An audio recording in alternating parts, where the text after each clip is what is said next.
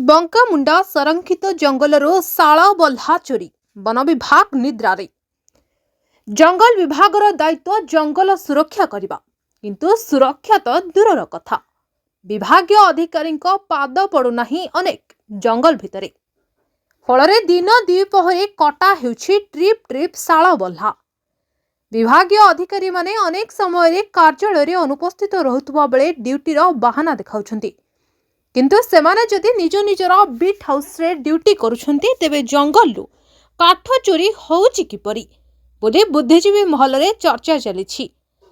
तेबे मंगलवार गणिया रेंज अधीन बंकामुंडा संरक्षित जंगल परिसर रे शाला बल्हा कटा होई पड़ी रहितला।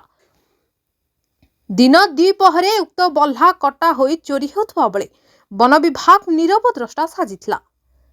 गणिया ठारू उक्त अंचल घंच जंगल तथा 15 किलोमीटर दूर रे थिबारु विभागीय अधिकारी पाद एठारे पड़े नाही बोली स्थानीय लोके अभियोग करछन्ति। फलरे काठ माफिया माने सेठारे सक्रिय थिबा अभियोग हेउछि। जदि विभागीय अधिकारी एभली अपारग हेबे तेबे खूब कम समय भितरे जंगल ध्वंस पाइजिबो एथिरे संदेह नाही। तेबे जिला प्रशासन एथिप्रति दृष्टि दे कार्यानुष्ठान ग्रहण करने साधारण दाबी होउछि। ब्यूरो रिपोर्ट मणिभद्रा खबर। आपण मानकर स्नेह श्रद्धा एवं भल पाइबा को पाथेय करी मणिभद्रा खबर यूट्यूब फेसबुक एवं पोर्टाल ले तार सफलता बजाय रखिछि। एहाको आहुरी लोकप्रिय करने को ई पेपर रो शुभारंभ मध्य करा जायछि।